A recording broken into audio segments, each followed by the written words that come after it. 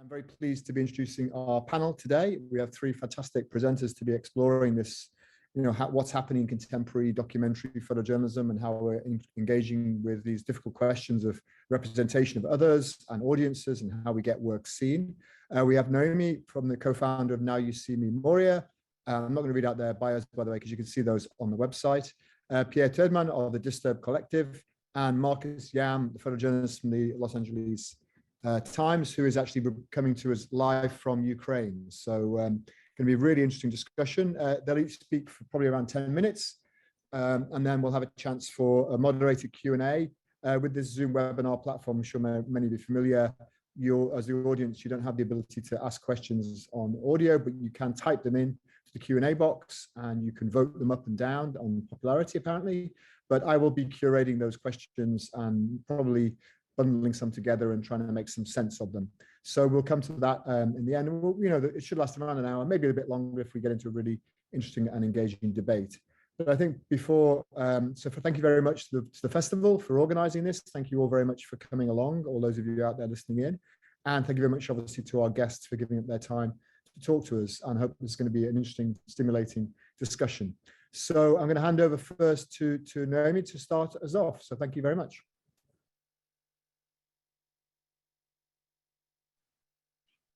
Hi, I'm Noemi from the collective of Now You See Me Moria. First, I would like to thank you all for the opportunity to be in this talk today. And Now You See Me Moria started in August of 2020, one night that I couldn't sleep because I was going through a very difficult personal moment of my life.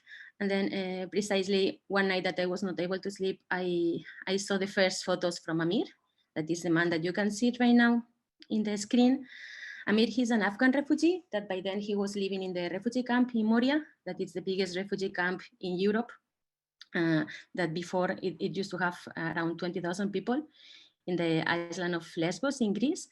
And his photographs touched me a lot because they didn't have like really a clear intention. It was just like he was just screaming to explain what was happening in a moment where we were in the middle of the pandemic. So there was almost no news or anything about what was happening in Moria camp. And he was sharing just normal photos. It was not like really amazing or aesthetic photographs, but just his daily life of what it's to be in a refugee camp in Moria. And then I decided to contact him, and I proposed him together to create the Instagram account, Now You See Me Moria, where we share every day the daily life of what it's to be in a refugee camp of Moria. And I would like first that you can see a bit what he has been doing as well. Just I want to say, accept us like homeless. We are human, like you. You can put yourself in our shoes just for one day, and you know our feeling. At that time, you can understand us very well. Maybe at that time, you give us opportunity to live. We can make ourselves again.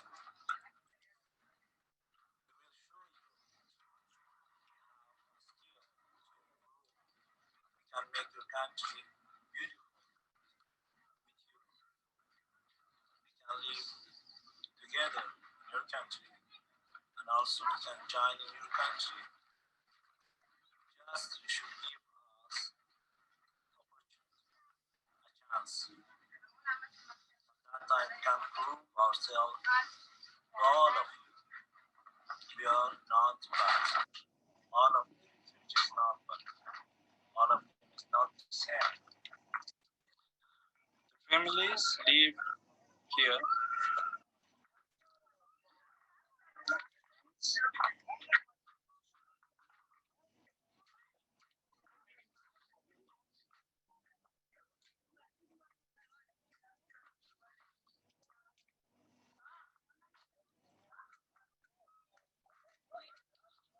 I'm living in this tent, the big tent.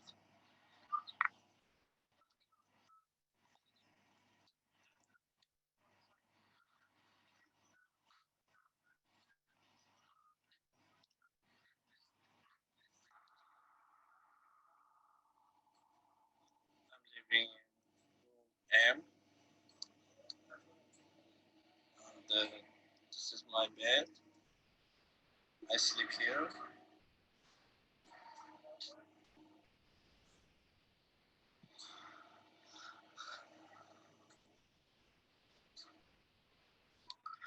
This is our breakfast for today.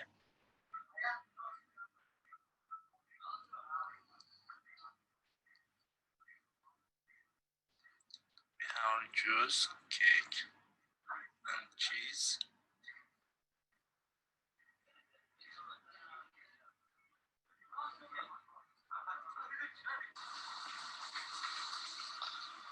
These are the bedrooms. I take a shower here. Inside this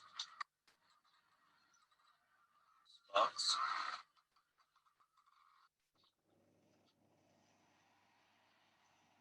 This bathroom is for single. Thank you so much to watch this video. Thanks from all of you. Dear nice.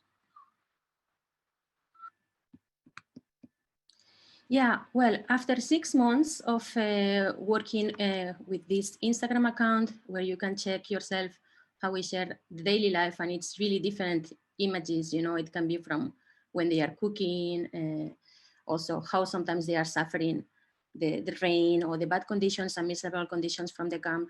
Yeah, after those 6 months, we started that a lot of people start to write to the account asking us that they dislike a lot what was happening, but yeah, that they wanted to do something. They started to make demonstrations.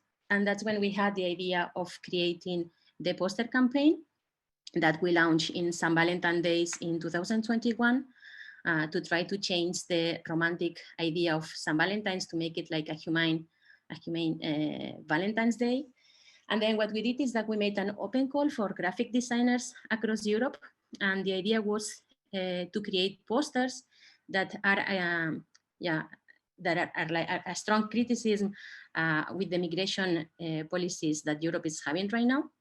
Using the photos that Ali, Mustafa, all the people who slowly has joined the collective, because we started only with Amir, but later it came Ali from Afghanistan as well, Mustafa also from Afghanistan, Quativa from Syria, people from Congo, many other, also some women that was quite challenging to get also some women to take photos. And at the end, we also were able to have some women. And then what we asked, we were expecting like maybe 8 or 9 graphic designers will reply to our call. We didn't expect such a big and loving reply. And then suddenly we had more than 500 graphic designers across Europe. And thanks to them, we created this strong campaign where you can see some of the posters that says, welcome to Moria, we have a different kind of lockdown. And what is also special is that all the photos that you see in the posters, all the photos are taken by the persons who are experiencing this situation themselves. And and we have all these that later on it was exhibited in many big museums like Stedelijk in Amsterdam, small galleries, and it has been shown everywhere, and especially on St. Valentine's Day through many streets. Many people you can download and print the posters for free in our website, and then people will download the posters and hang them across the 27 European countries of in Europe, for example, these ones in Frankfurt, in many different places. And later on, the focus, it's really difficult to summarize everything in 10 minutes, sorry, and I just have 2 minutes left, and I just really want to show it. Lately, the project is really focusing in the illegal pushbacks that are happening right now in Europe. And our way of working is that we always work with material that is produced and created by the people who is living the experience. And I want to share very briefly with you the last 2 minutes with the story of Sahara, who is she's from Afghanistan. She's from the Hazara ethnic group, and she was living in Iran. They had to flee to Turkey, and unfortunately, they have been pushed back illegally 7 times by the European authorities. And right now, they are hidden in the forest in Greece already for 3 weeks. really in a very horrible situation. And I want that you, at least you can hear her voice and her story the first 2 minutes. Later on, you can see the full story of her in this link, but at least the last 2 minutes, and I will finish with this, my presentation. Thank you, Naomi. That was great. Thanks. An Afghan immigrant who migrated from Iran to Europe with my wife and children, but we are stuck in Istanbul, Turkey. Once we were going to play a taxi game. I mean game every time we tried to cross the border, and we had the taxi game towards Greek, but the time the smugglers stole us and locked us in a room. It was just me and my wife and children. There were 8 of them. They were armed with knife. Untitled. Yeah, unfortunately, we don't have time here to show it everything, but at least I wanted that you end my presentation with the voice of Sahara and her story about the illegal pushbacks that are happening right now every day in Europe, and many people are dying on the sea, and others, they are just keep trying and suffering a lot when we are able to create a new way of safe passages for everyone, not only for the people who is in Ukraine, but also for everyone who is in need to flee. And I want to end the presentation at this moment here. Paul, thank you. Thank you. Sorry for interrupting you for a moment there. So yes, thank you, Pierre. Over to you for your next presentation.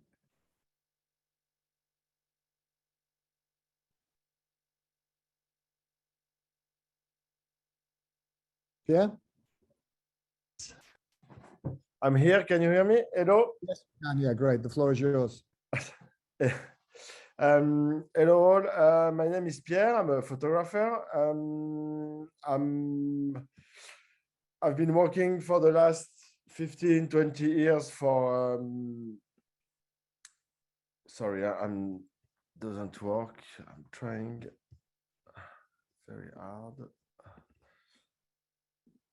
I've been a photographer for the last 15 years. I've been working for Paris Match, New York Times, and Le Monde mostly, where I covered different conflict in different zones. I spent maybe 6 years in Israel and Palestine also, and I've been working a lot in Afghanistan, Iraq, and different places. Few years ago, we realized that the work we were doing, the picture that we were taking, were not always published or showcased as we wanted. So with a group of photojournalists, we decided to publish by ourselves in the public space pictures from our reportage, from cities, from stories that have been done but not published. And this is how we began the Disturb project. Disturb is today a network of more than 1,000 photojournalists, journalists, and videographers around the world who aim to tell stories differently and to give access to information through the public space. We work also in schools, universities, where we provide discussion and workshop about media literacy and how to get informed. We are kind of also of fact checker. We fight the fake news, and we try to give a different approach to people that don't believe anymore the news or the journalist. It's a recurrent problem here in France, but everywhere else. People don't believe anymore in journalism, or people don't believe anymore in the notion of news. So we try to bring them information, news without comments. It's fact, verified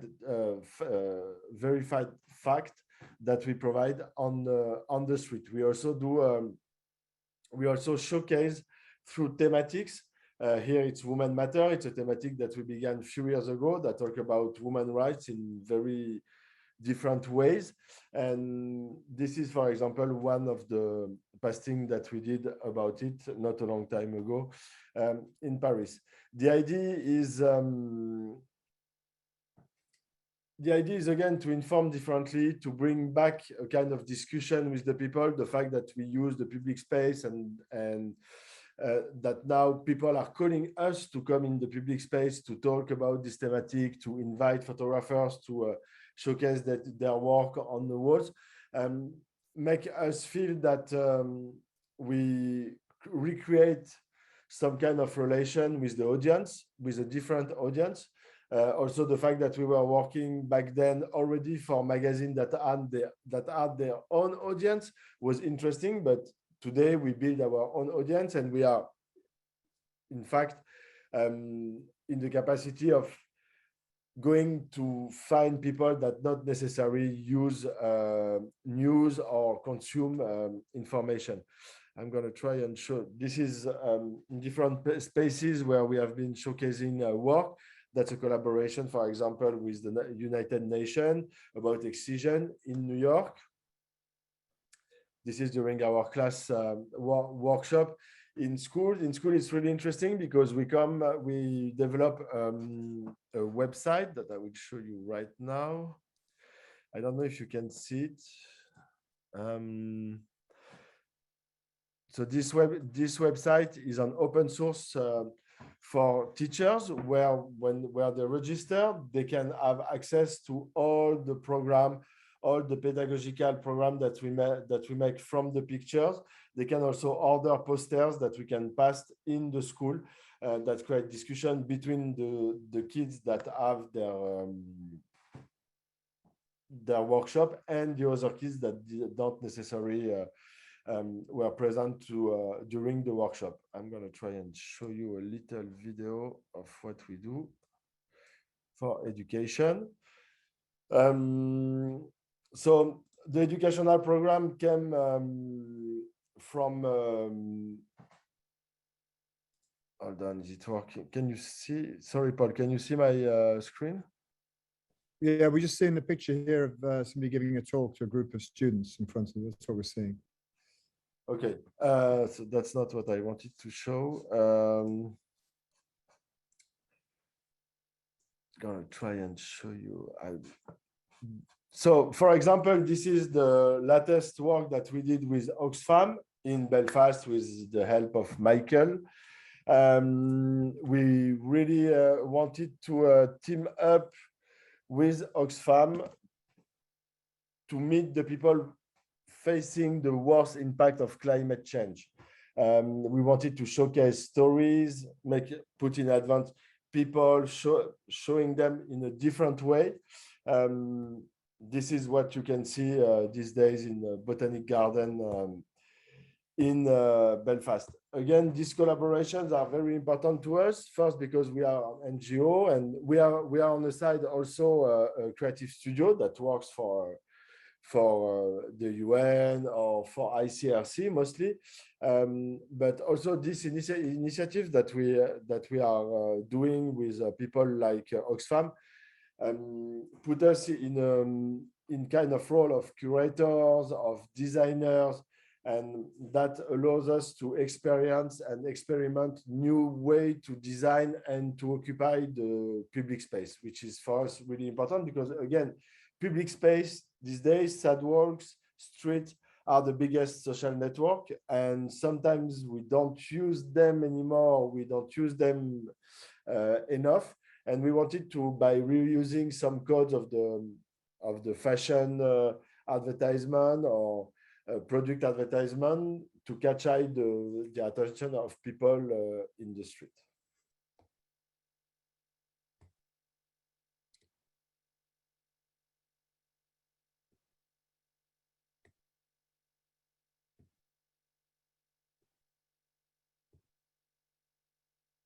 Next project that we have is to work on sport, because we found out more and more that sport is a really good vector of social values, and important thematic can be discussed through sport. So now we are going to train and teach more than dozens of young girls in France and in Africa to document sport and to create a media with them till Paris 2024, which are the next Olympics in 2 years. Thank you very much. I don't know if I still have time or not, Paul. A little bit, a minute or two longer. I'm fine. I'm done. Okay. Thank you. Great. Okay, so Marcus, are you ready to present yours? Yeah, Thanks. I think so.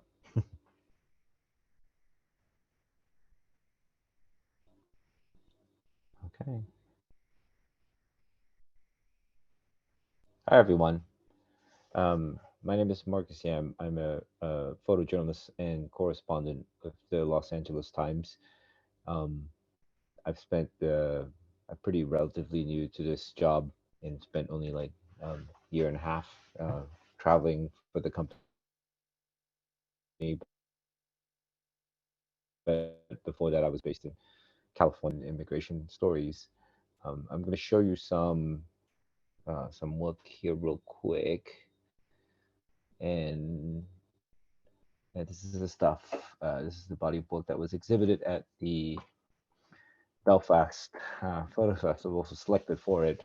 But I'm going to show you like a slightly wider edit of it, just to give you a sense of what's going on. So I guess where I come in here, I'm going to start talk about like reportage in terms of like how it plays out. I'm not a regular visitor to Afghanistan. I don't live there. I don't work there full time. I go in once a year, if possible, to try to keep up with the country. But when the Taliban was poised to take a country, I rushed in there and found myself, at a sort of a dilemma whether or not to stay in the country while a lot of Western publications were pulling their journalists out, and I decided to stay in and keep covering it. But with a little caveat is that my editor and I decided that we were going to keep covering it from the lens of, from the perspective of the Afghans, and try to focus on them instead of focusing on the Taliban themselves. And I think during this coverage, we really focused on pushing stories out every day, not just in the traditional sense like online and in our print, but also like I was live tweeting a lot. I was describing a lot of anecdotes, a lot of observations. I was also tweeting capturing like conversations I've had with like the Taliban, what they would say to me, I'll tweet it out. Or what I hear, I'll tweet it out. And a lot of it is just, sort of a experiment. I mean, I was posting a lot of Instagram stories. I was posting a lot of these photos online as I went. Basically, I wasn't just saving it until the very, very end to post them. I was just basically putting out, in a sense, dispatches, so that the world could see what was going on, beyond just the traditional like news website that we have, like beyond the our website latimes.com. That I felt like because of this, we got a lot of attention, we got a lot of viewership outside our website.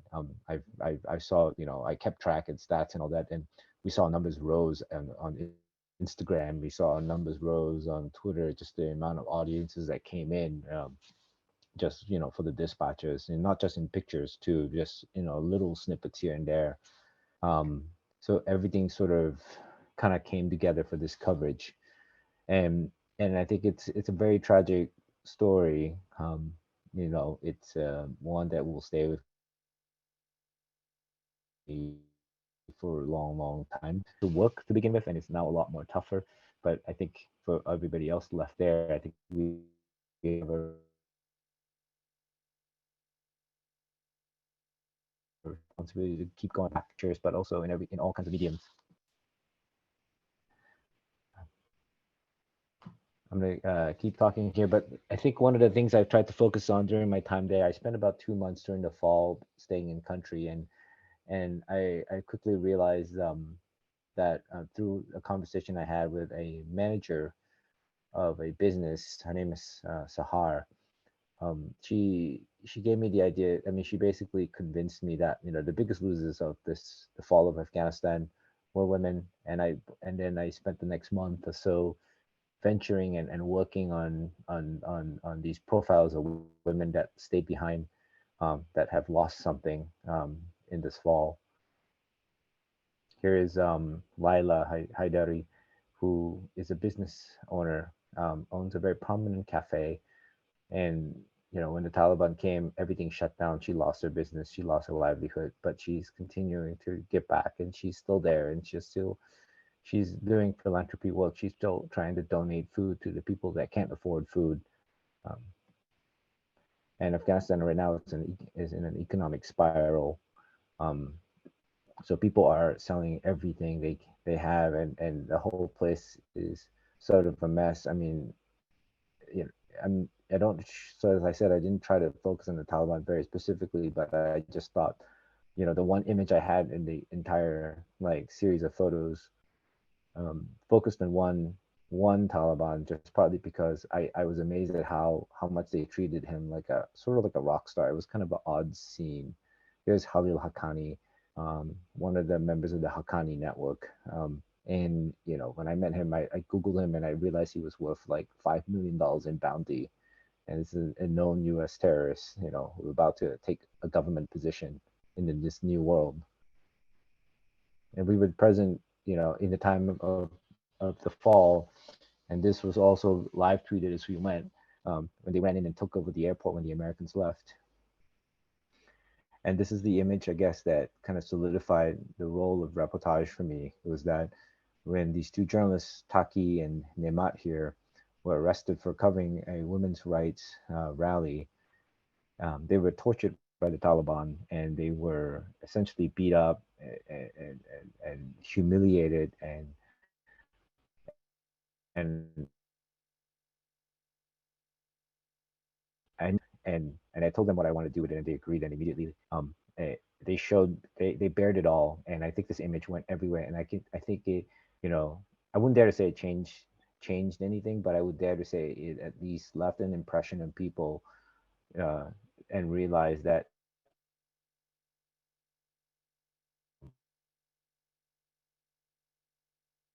how 2.0, they were more liberal. They respected the free press. You know, they respected women's rights. All of that. That's what they initially said, and it's clearly not what's going on now. And this image is counter to that narrative, and that's the role of reportage to me right now, in especially in the changing landscape of social media and everything else, that people were sharing this everywhere. And for now, I'm in Ukraine. I am in right now eastern Ukraine in the Donbass area. But in the beginning of the war, I arrived 4 days before the war started, and as soon as it kicked off, it was just madness. It was chaos, and I mostly now work in areas of late. It just unfortunately of late I've been working around areas where there is conflict. I wouldn't call myself a conflict photographer. I just call myself just a generalist who happens to have certain skill sets, and we cover news every day. We find stories around the war, and this war in Ukraine in particular, reportage with is the driving force behind the war. I would say, like, you can't learn about this war without pictures. You can't learn about what's going on the ground without pictures or videos. This is a war that is visually driven, I would say. And as you know, with that also is like, because of social media, because of our digital world, there's so much misinformation in this war. Like, you know, I'm, you know, constantly confused by facts on the ground, not facts on the ground, the news reports on where the battlefield is, or what gains are made, what losses are had, and it's sometimes very dangerous, and you can oftentimes want, on this day in particular, I almost drove into the Russians because nobody knew where the Russians were, and nobody had the right information on hand. And by the time we turned around and got back, they had blown up this bridge, basically, and we were stuck and had to like trek another couple hours to get home.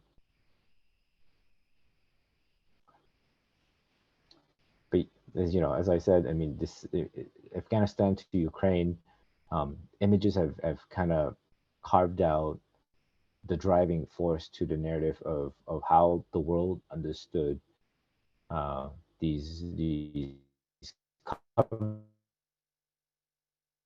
I would say, not just conflict, the coverages, those, because there are, the everyday Afghans, the everyday Ukrainians, from the mother, fathers, sons, daughters, grandfathers, the babushkas. But this is the reality on the ground, and without reportage work, we can't really get this. You're not going to get this with you're not going to get the sense of how dire things are sometimes on the ground with portraitures, with landscapes sometimes, and those genres of photography. I mean, I love them, and they have a role too, and I think they express different things. But I think sometimes, you just it's like anything else. It's another brush in your tool bag, and you have to know what to use, and that's why it's good to learn it all, and it's good to be a journalist to be able to do a lot of kinds of stories and not just lock in on one genre and one approach and one style.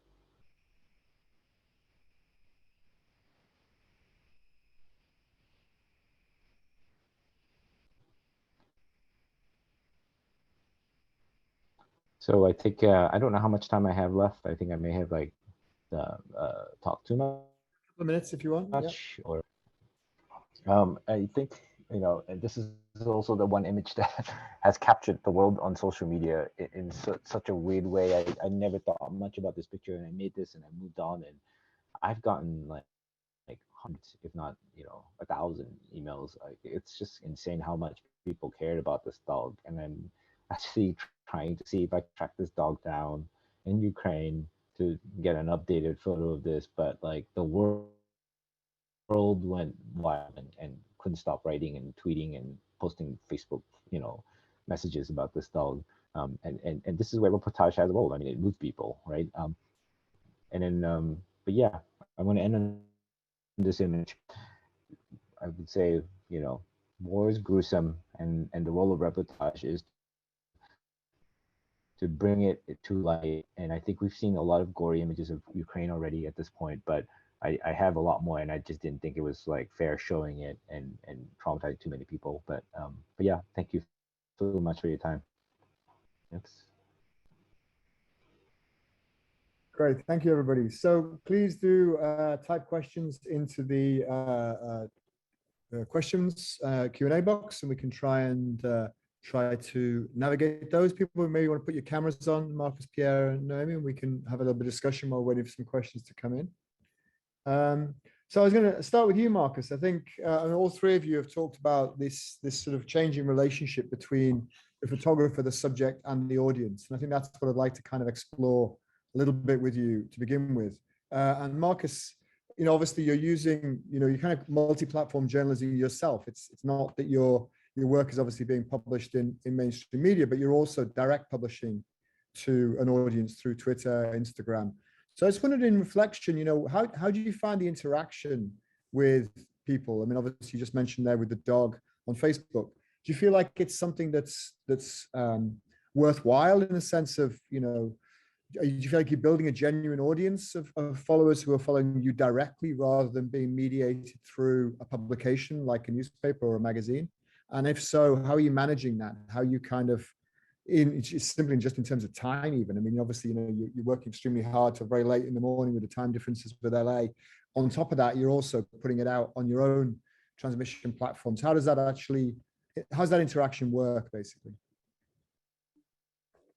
To be honest, it's a lot of work. It's that I get a lot of reader messages. I respond to them as much as I can. I defer to like the work that we do at the LA Times. I always tell them to check back there. I mean, it's I don't see my platform as the primary platform for putting it out. I do work for the company, so I am a representative of the Los Angeles Times. I mean, I will always tell people to subscribe and go to that banner first. I mean, I just happen to have in the last year or two develop an audience online, and I don't see it particularly as an audience for myself, but mostly just audience for like the company I represent.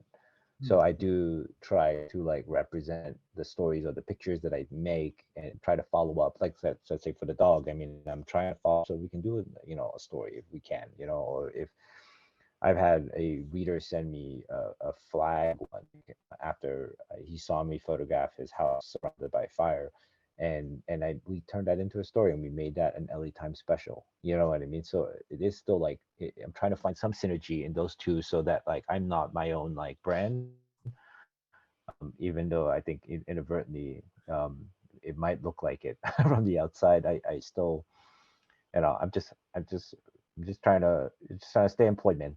That's all I'm trying to do. So Naomi, I was thinking with your work, obviously you're publishing it through Instagram and Twitter and so on as well. Again, same question really. Do you feel like it's giving a voice to the migrants? Are they able to then engage with their audience directly themselves, or is it still kind of mediated through your platform, as it were? So, I think it's really interesting to think about how can we circumvent mainstream media and sort of make those connections. And obviously one of the things I think we're always trying to do is narrow that gap between the other and ourselves, and particularly with issues of the representation of migrants. So do you feel like it is giving them a platform where they can directly communicate, or more directly communicate with an audience? You need to turn your mic on. I mean, you're still muted.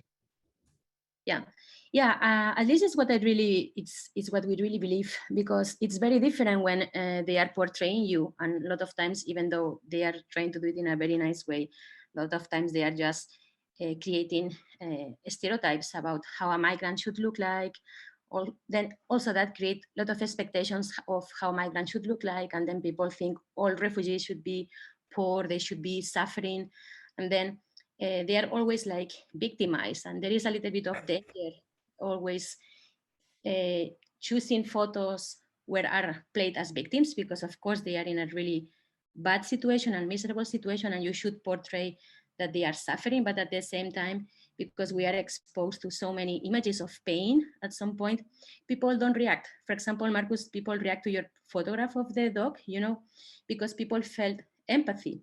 When they saw the image, they were able to put themselves in that man touching that dog. That's why you had such a strong reaction with that image. And I think what happened is, with so many photos of victims or suffering, is that people cannot handle so much pain, and then they just get numb and they don't react anymore. I think that's why it's so important. Of course, you need to explain what's happening, but at the same time, I think you need to try to create also new narratives and include the people who are experiencing the story, because then I think it's much more complete. And especially, for example, in the topic of Afghanistan, so many of the images that are created about Afghanistan, where you can see men, most of the times are Taliban, and what happens a lot of time is that then every time someone thinks about an Afghan man, the image that comes to their mind is a Taliban.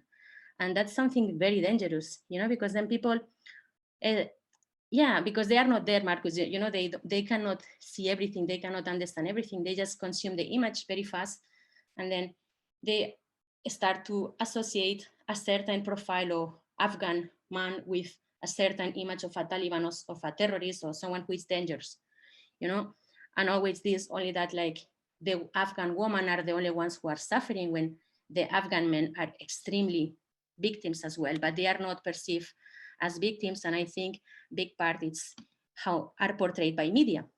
And most of the times it's not the photographers or the photojournalists to blame, it's the editors, because a lot of times they are the ones who are choosing which images, or maybe they tell you even what they expect from your work,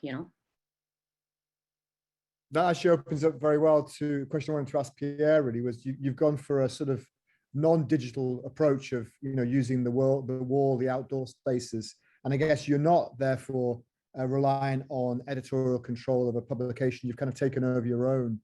Do you think that's giving you a genuine freedom though? And how is the response from audiences? Do you get any feedback on that? because obviously there are constraints and constrictions about what you can show and where you can show in a public space. So have you navigated that kind of? Yeah, so that's the biggest question, is what we can show or not in the public space. So first of all, we use also social media. We have a huge community on Instagram following us, for example. But the idea from the beginning was to pass pictures that not even a 6-year-old child would have to take the head out, like to cover his eye or anything. So it's an approach where it's really readable and accessible to everybody. I think the editorial control is really a privilege at this point. Like, even when you edit really tight and you send 5 images to a magazine, 9 times on 10 they will use the baddest one. Like, it's something that we all experience as photographers. So taking control and having the possibility of sharing with other photographers and having this process a bit different was important to us. But yet I think it's also on how we photographers represent war, violence, etc., that change a little bit. I think that our responsibility from what we share, how we share, what we keep as archive because it's interesting or it can be a kind of proof, and what we want to show is also much more on our shoulders than a few years ago. For example, I worked in Central African Republic in 2014 till 2017, one of the worst violent conflict that I could experience, really violent, really, killing people by your hands. It's really different.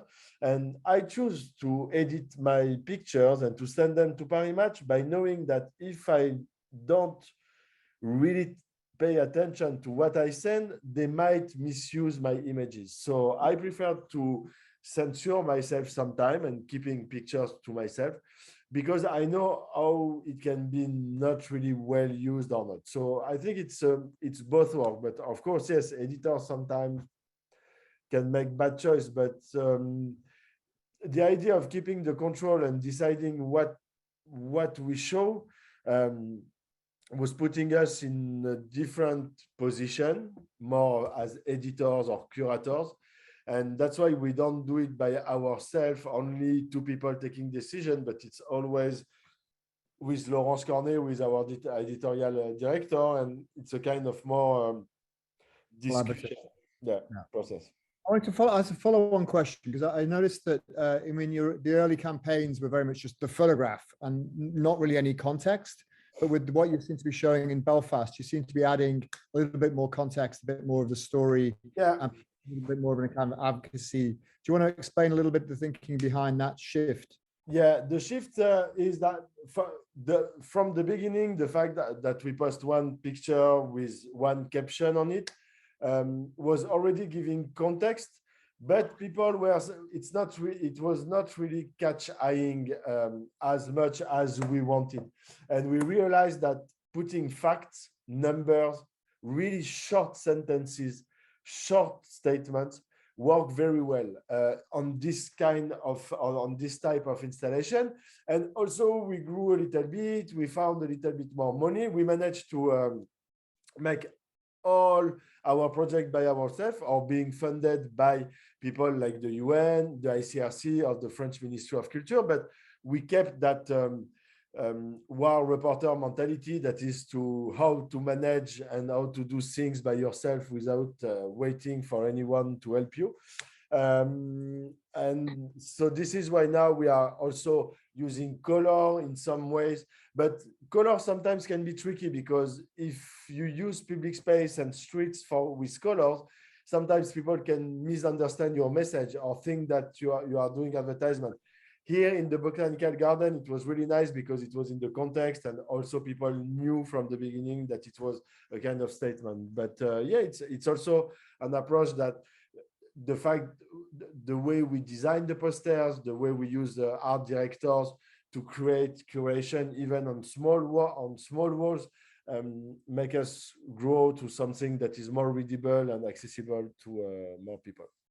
Great. And you answered Martin's question about funding there as well. So maybe, Naomi, just to turn to you, Martin has asked how you're funding your organization's work. And I think this is one of the big shifts that we're able to break out of the editorial market, but it's also one of the big challenges of how do you actually do that?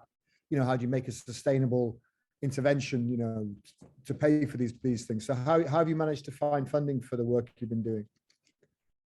Yeah, well, sorry, it's for Pierre. Yeah, no, it was for you. Yeah, Pierre pretty much answered it, so I'm turning to you to ask that question. Yeah, well, I mean, when we started, we never thought the bread will grow so much. So, like, most of the work we have done, it has been just collaborations with people, you know, and without zero funds.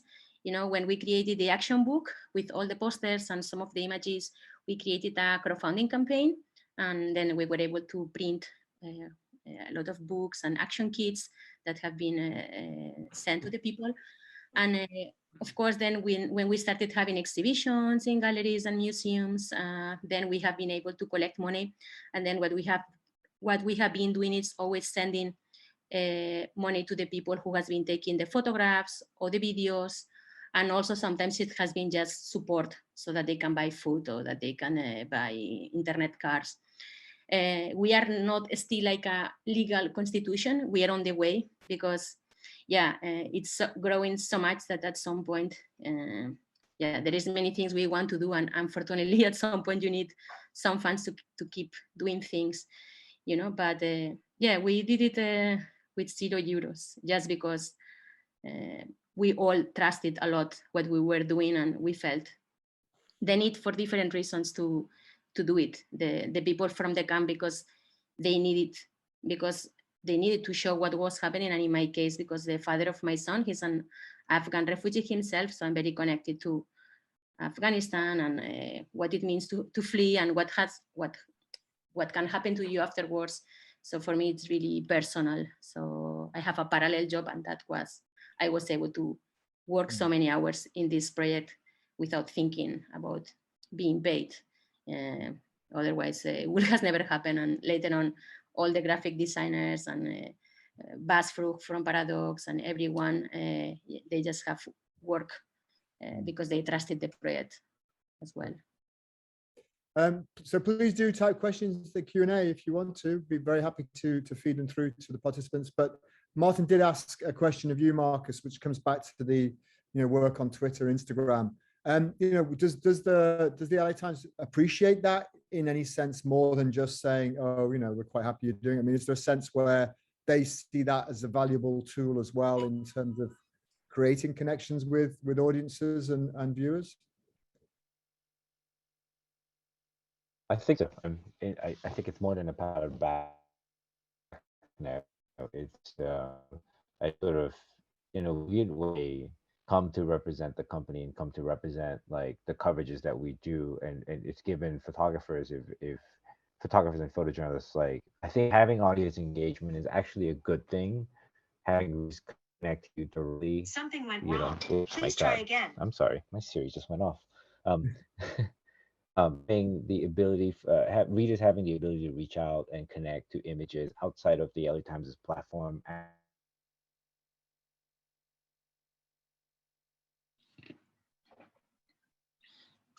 Unfortunately, we're losing you there a little bit, Marcus. The connection's maybe not so great. So hopefully you will come back in a moment. I think this question. I think I just got disconnected. Yeah, we lost you for a second. Do you want to come back and carry on? I think, were you with us again?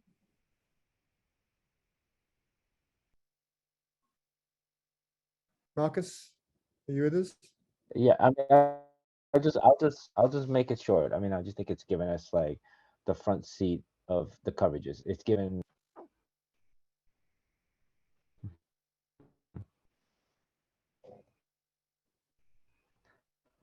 Can you hear me at all? Yeah, we can hear you. Go ahead. Oh, I see. Yeah, I mean, I just said it's given us the front seat to steer the coverage in a way. Having this audience engagement is a good thing, and it gives people are writing in and telling me things in a way that they do with writers. They're giving us heads up, they're giving us tips, some even offer their services as sources, and it's a good thing. So it pays off in that sense. You step into the role of not just being just a photographer, and more as a full storyteller and a journalist. I mean, obviously, just maybe leave the video off, Mark. It seems to be improving the audio, but so I'm sorry we can't see you. But obviously, you worked on stories in Afghanistan and Ukraine, and one of the things that people have been identifying as not necessarily problematic, but as different in the coverage in Ukraine has been this sense that there's been more favorability, I suppose, maybe to the Ukrainian refugees and situation in Ukraine than there has been to other refugee crises or migrant crises or conflicts in places like Afghanistan or Yemen or the Middle East. Is that something you've noticed in the interactions you've had with people through Twitter and Instagram? Do you feel like there's been a different register? Have you noticed that, or are you finding that people are more sophisticated than we give them credit for, perhaps? So just wondering about, what's your experience of the way people responded to your Afghan work online versus the Ukrainian work? I will say that, I mean, people ask me this question all the time, like, how are the war different, right? How is Afghanistan different from Ukraine? I would always oftentimes tell them, like,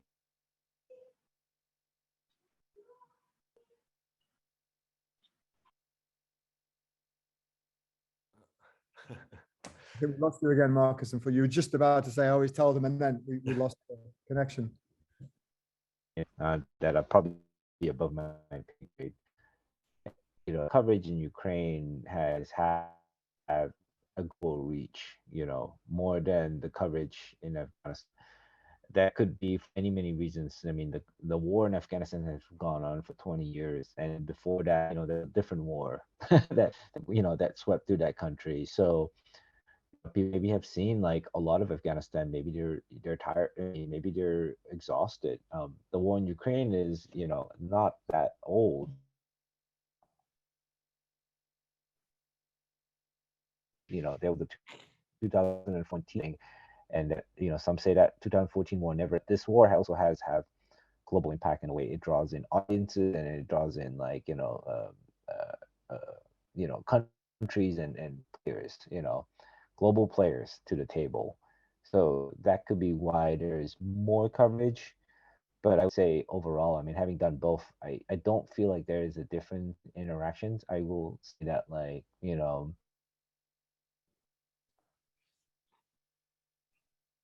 the mother who loses a child to a war in Afghanistan and a war in Ukraine. I mean, they're both the same to me in that sense, and we just have to both approach it with the same delicate sensibilities, and give the people on the ground some sort of dignity back.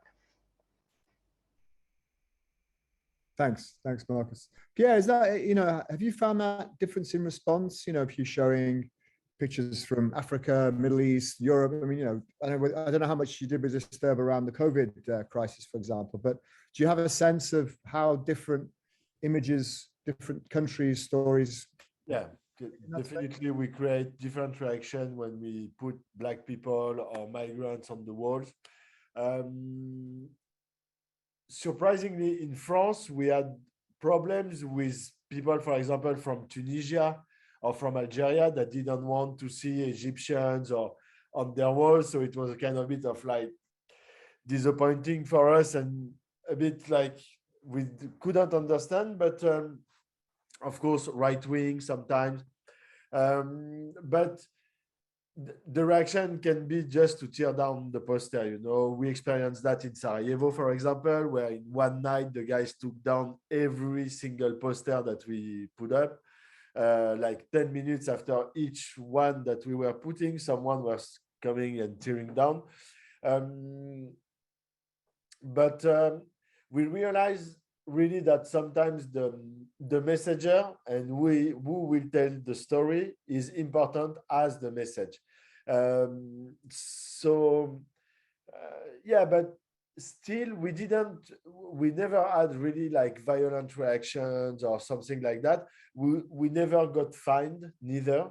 and we passed up more than 2,000 posters in 30 cities, and we never have been arrested or anything. Sometimes people call us again to come back on their wall because we prevent graffitis and stuff like that. But just to finish, I think that it also pushes us to become more entrepreneurs, and and having this relation with money that has been so weird for a long period in photojournalism, where it was taboo or it was something like. And today we and others like Seven, like Magnum, but like other people, we see ourselves also as entrepreneurs. We are not afraid of asking money to do things. We realized also that people are ready to pay much more to produce something from A to Z than just to put someone on assignment and take pictures. I think that's what also any clients today from magazine to a private clients are waiting for you. Like taking pictures is not enough anymore, definitely.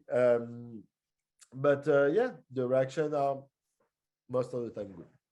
Great. I think we're coming up to an hour. I think it's been a really interesting discussion. I think that's a great point to finish on. And I think the observation I'd make about the way the industry has changed over the last decade or two is that relationship where the photographer worked for a magazine and you were paid by the magazine, you were published by the magazine. That was kind of more or less the end of the story. And that was our ambition. That relationship has changed fundamentally now. And I think that the idea now that, most of the time somebody else is paying you to make the work that you then distribute to a magazine, to a wall, to a website, to your own Twitter feed. I think that's the really big shift. I think those people have been aware and able to engage with that and find these new platforms, these new funding streams, these new ways of engaging with audiences, as the three of you, I think, have done in very different ways, but also very interesting ways.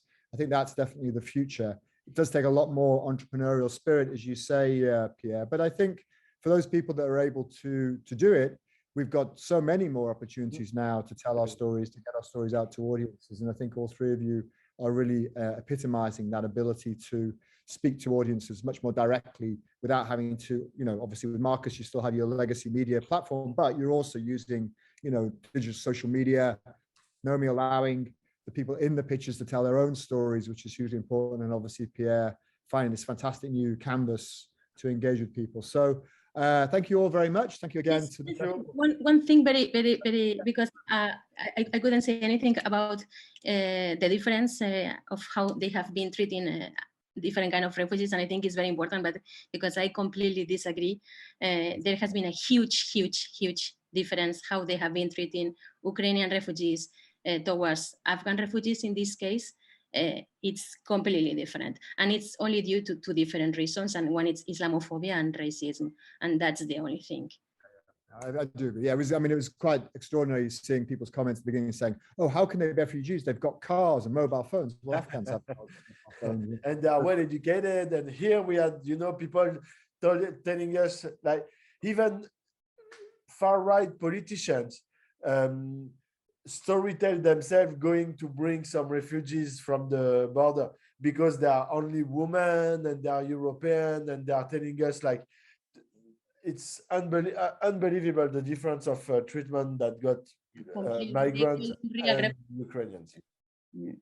Absolutely, yeah. And so all these are good. All these are good points. I will say that, like, I'm in a position where I have to maintain some sort of neutrality. But I will say that, like, that there is more audience engagement on the war in Ukraine that has left you wondering why, right? Why? I'm not gonna, I obviously don't have the exact answer, and I can't really have an opinion about it, but it is. I've never seen the speed of the refugees from this war, bolt out of here and have like almost like a fast pass into their next place of abode. And I've had friends who are Afghans who are still struggling to find a home, even after getting resettled in the US. And it's just a weird, and also that could be pointed to the media. And completely. Yeah, yeah. Well, I mean, absolutely. In Britain, as I'm sure you know, there's a huge disparity between the way that people who were Afghans who were working for the British government in various roles, the media and to put a spotlight, to continue to put a spotlight, especially on the Afghan refugees and their issues and their challenges, to not just abandon that coverage. So we have a responsibility to stay on it. Absolutely, absolutely. I think we might have got a question come in just there. Oh, so Julia, I'm just saying, thank you, very interesting. Keep up the great work. Yeah, well, fantastic, and that's a great point to finish on, I think. So once again, thank you to the festival. I think you can see all this great work live in the festival. Really great pleasure to have been with you all today, and thank you very much. So I think we can close down now. Michael, thank you very much for hosting us today, and enjoy the festival.